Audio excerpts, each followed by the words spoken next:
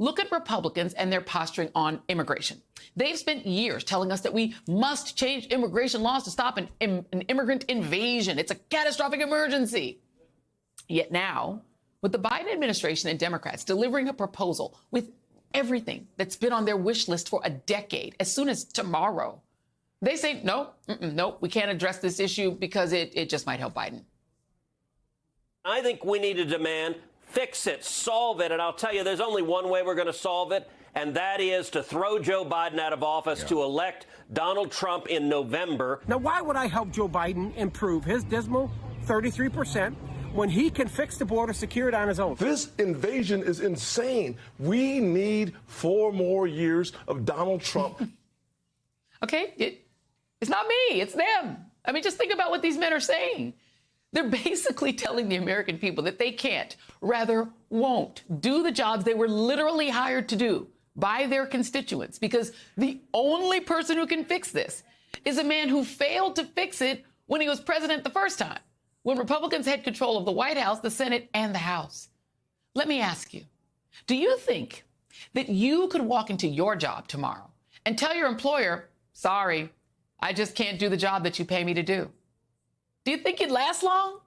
I'd also like to point out the last person to speak, Senator Tim Scott, is a prime example of Republicans who are prostrating themselves before Trump in hopes of becoming vice president, despite the fact that Trump was willing to let the last guy who had the job get hung for disobeying his order that he violate the Constitution and break the law. The capitulation of the Republican Party is so all-consuming that they hate that the American economy is surging and that we've seen record job creation, a manufacturing boom, wage increases, and record-breaking financial markets. They are actually rooting for a market collapse at the expense of your 401k, just so Trump can get elected and he can do what? You guessed it, sign more tax cuts for the super rich. And guess who is parroting Trump's message? The aforementioned Senator Tim Scott.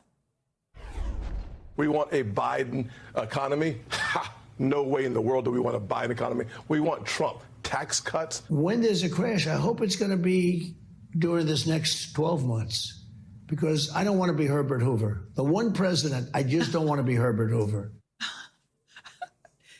This cultish behavior implies a profound disrespect for the American people.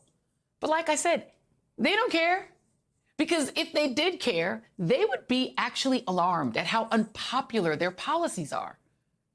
For instance, voters have approved initiatives supporting reproductive rights every single time they've been on the ballot. But again, why would they listen to the American people when they can elect Donald Trump, who, according to reports, would find ways to work around Congress to ban abortion nationwide? American feminist writer Jessica Valenti explained it very well during her testimony at a recent reproductive rights briefing. The question I get asked most often is why? Why would anyone want to deliberately create a world where women are forced to be walking coffins? It is inexplicable until you understand that this has nothing to do with families or babies, but enforcing a worldview that says it's women's job to be pregnant and to stay pregnant, no matter what the cost or consequence. Ignoring the American people and insulting their intelligence is a hella risky strategy, and one that is already flashing huge danger signs for Republicans. A new Quinnipiac poll of registered voters shows that Joe Biden would beat Donald Trump in a head-to-head matchup, and a growing gender gap between Biden and Trump supporters. More women in the poll said that they would support Biden over Trump in this latest survey, with 58% backing Biden and 36% backing Trump. And yet, they insist on following him like a murder of crows. Joining me now is MSNBC political analyst and former Congressman David Jolly, and Charles Blow, columnist for the New York Times and MSNBC political analyst. I'm just going to start with you, David, and point out that no less than Students for Life, the anti-abortion group, it don't have so many students in it. It's like Senator Rick Santorum and a bunch of older white guys, but they call themselves Students for Life. So whatever, we'll just say they're Students for Life. Even they said the following: for decades, the pro-life community has advocated on behalf of vulnerable women and children in our communities. We applaud congressional efforts to expand the child tax credit. Even they say expand the child tax credit, but Grassley says, nope, That would help Biden. Your thoughts? Yeah, so look, Congress has always, the Republican Congress has always stood in the way in creating opportunities for all people, creating an economy that lifts all people. Republicans simply do not subscribe to that notion of economic equity, economic equality, or economic opportunity. They see a very perverted economic theory, if you will. I think the question is this: what we do know is Republicans are not going to do anything, even on their own priorities, even on a border bill, even on immigration. They simply can't function. They can't govern. And so the question is, does Joe Biden play offense on that theme, right? This is kind of a new theme for this cycle, a do-nothing Congress. Does Joe Biden actually spend resources on TV and use the bully pulpit to run against a do-nothing Congress? It was Democrats in Congress that had to keep the government open. It was Democrats that had to agree to lift our debt ceiling to pay our debts. It was Democrats that had to pass this tax package to help families. It was Democrats and Republicans in the Senate that did want to pass comprehensive immigration and border security legislation. So does Joe Biden go right at House Republicans in front of the American people and say, listen, the country's going in the right direction. The only problem is Republicans control the House. I need you to reelect me, Joe Biden, and kick out the Republicans from control of the House. It could be a powerful message. You know, and Charles, to that very point, because I'm not sure how I feel about the strategy of essentially putting together a deal, a bipartisan deal.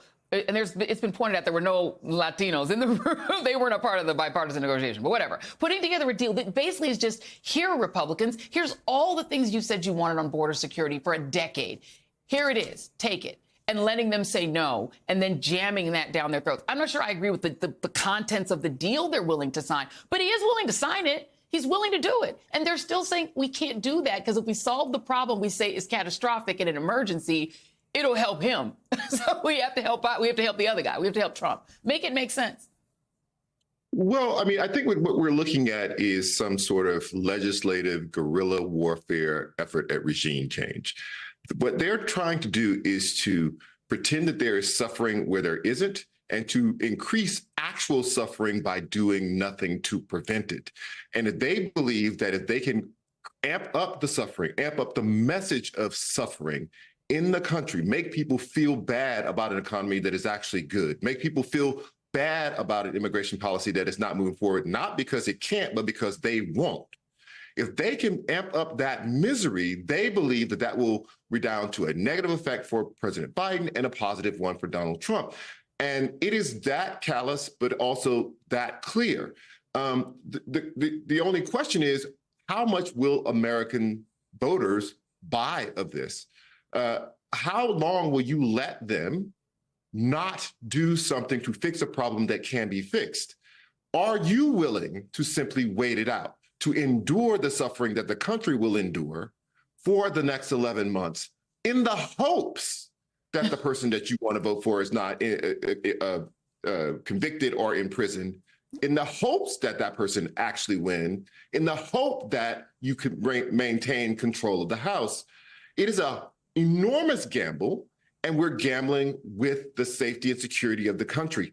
And the MAGA base is allowing this to happen. They're allowing it to happen, David. And it's also, it is probably the greatest magic trick in history to do a reverse French Revolution, where in the United States, the broke people fight for the super rich harder than they fight for themselves. Let me give you an example. Donald Trump, he claims, I'm super rich, I'm so rich, I don't even need to go to the big money because I'm so rich. Okay, his legal bills, his $50 million in legal bills, he ain't paying them. That's getting paid by his working class supporters. And even his wife's glam. Let me show you Melania Trump. This is Melania Trump coming out of her mom's funeral, God rest her mom's spirit, in Palm Beach last month. This is on January 18th. Here she is coming out of the thing in her glam, right? And Trump has to get in the other car.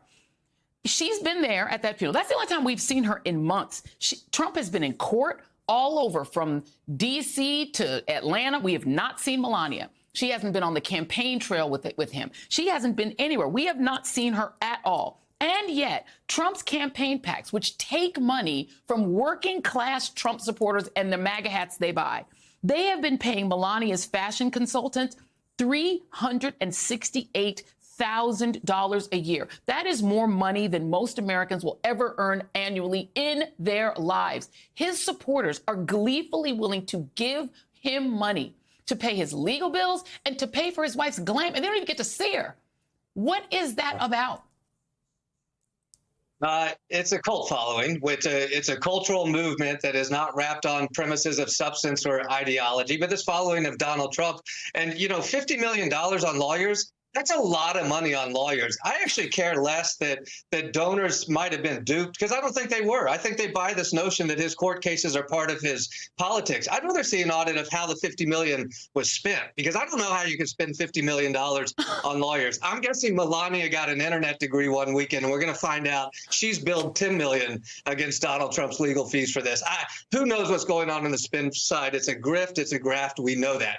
But the important thing is a failure of substance. It is Donald Trump and Republicans that are standing in the way of their donors and their voters' number one priority, border security and immigration. Think about that. All of their xenophobia is getting worse because Republicans won't do anything about it. And that is kind of the catch here, if you will, for Republicans. They are the ones who are insisting on failure. They're rooting against the economy right now. They're rooting for that wealth gap to get larger and larger and larger against their very supporters. They're rooting for the border to get worse. And to your point, Joy, it is a big deal for Joe Biden to sign off on such an aggressive border security package. But I think it's because where Republicans have lost control of the reproductive freedom issue with Dobbs and Roe, Democrats have actually seen they're not just upside down 20 points on immigration, they're upside down 30. And Joe Biden needs to fix that, and he's willing to give Republicans a gift, and Republicans are saying, no, thank you. Relinquish what remains of the old spark.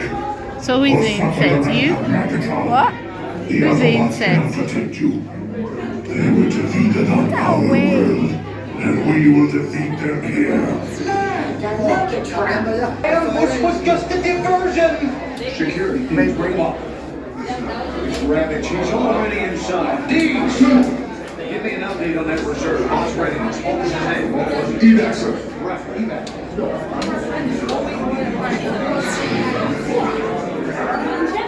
She's right in front.